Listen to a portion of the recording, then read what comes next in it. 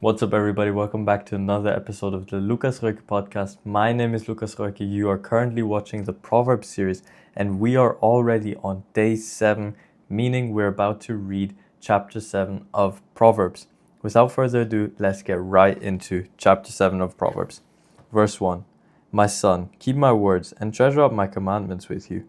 Keep my commandments and live. Keep my teaching as the apple of your eye. And here we have a very similar start again. Many chapters start with the same beginning. It's the importance to keep the words that we are reading and treasure up the commandments that we are reading in our hearts so that in times of need we will be able to access them and use them as help. Verse 3. Bind them on your fingers, write them on the tablet of your heart. Say to wisdom, you are my sister, and call inside your intimate friend, to keep you from the forbidden woman, from the adulteress with her smooth words. So in verse 5, we already get a kind of sort of guide on how to stay away from the adulterous women, which we were reading about in chapter 5 and chapter 6, how we should stay away from the adulterous women. And here is how: it's by keeping wisdom close and calling inside our intimate friend.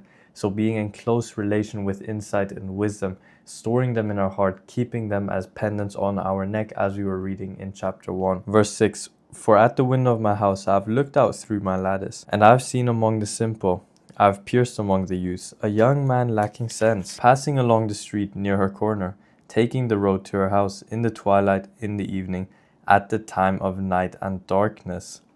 I just want to point out what it says. First of all, we're reading about a situation of a young man, I think it said lacking sense. Yes, a young man lacking sense. And that might be you, or it may have been you in the past. You didn't have a lot of knowledge. You didn't know much about Christianity. You didn't have a proper relationship with God. And you might have been that person walking on the road towards the adulterous women. And I like how it says in verse 9, at the time of night and darkness. Because anyone who struggled with lust will know that that is the time when it's most common for you to relapse, to fall into lust, when it's dark, when you think you're hidden from God. As we saw in Genesis, when Adam and Eve had sinned against God, they tried hiding from him.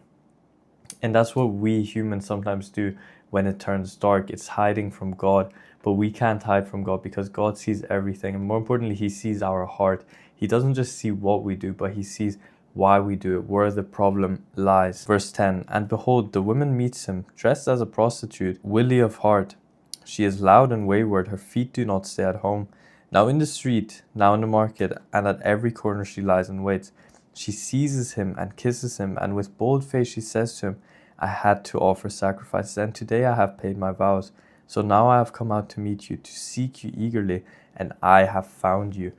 And I think it's important that we also remember that there is an enemy, and that enemy is out to kill us, to destroy us, to distract us long enough so we stay away from the righteous path.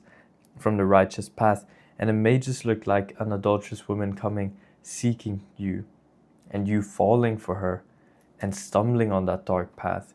So we cannot forget that there is an enemy, and we need to stay close to wisdom, more importantly close to Jesus, so that he can protect us. Verse 16, I have spread my couch with coverings, colored linens from Egyptian linen. I have perfumed my bed with myrrh, aloes, and cinnamon. Come, let us take our fill of love till morning. Let us delight ourselves with love, for my husband is not at home. He has gone on a long journey. He took a bag of money with him. At full moon he will come home. With much seductive speech she persuades him. With her smooth talk she compels him. And I think we gotta go back to verse 7, where we see it's a young man lacking sense. And that young man lacking sense leads to him being able to be persuaded. We shouldn't let ourselves get persuaded. We should see the signs, see the red flags at the start, if you will, and run. Run away as far as you can. Because if you're lacking sense, you will be persuaded and will fall on the dark path. Verse 22, all at once he follows her, as an ox goes to the slaughter, or as a stag is caught fast, till an arrow pierces its liver, as a bird rushes into a snare. He does not know that it will cost him his life. And now, sons, O listen to me, and be attentive to the words of my mouth. Let not your heart turn aside to her ways. Do not stray into her paths, for many a victim has she laid low, and all her slain are a mighty throng. Her house is the way to Sheol, going down to the chambers of death. And again, we just read about this dark path, the broad dark path which many people are on right now, which leads to death. And it might not just be death in this life, but it's eternal death, eternal separation from God. And you gotta keep that in mind when you're playing with lust and you're messing about with it and not thinking straight in the moment and testing the limits, testing how far you can go without crossing the line, that it's bigger than life and death in this life. But it's about eternal separation from God. We read in verse 25, let not your heart turn aside to her ways. Do not stray into her paths, because we know God searches the heart. Maybe there will be times when you aren't in full control of your actions and you will fall to lust, to temptation, because we are human at the end of the day. But do not let your heart turn aside. Do not stop feeling that conviction, feeling guilty for what you're doing, regretting what you're doing. Because we know God searches the heart, and what a blessing it is that He does search the heart, that we aren't judged by our actions. So keep that in mind when you're going through temptation, that it's bigger than life and death in this life. I love you. God loves you. God bless you guys. And I'll see you tomorrow for Proverbs chapter 8.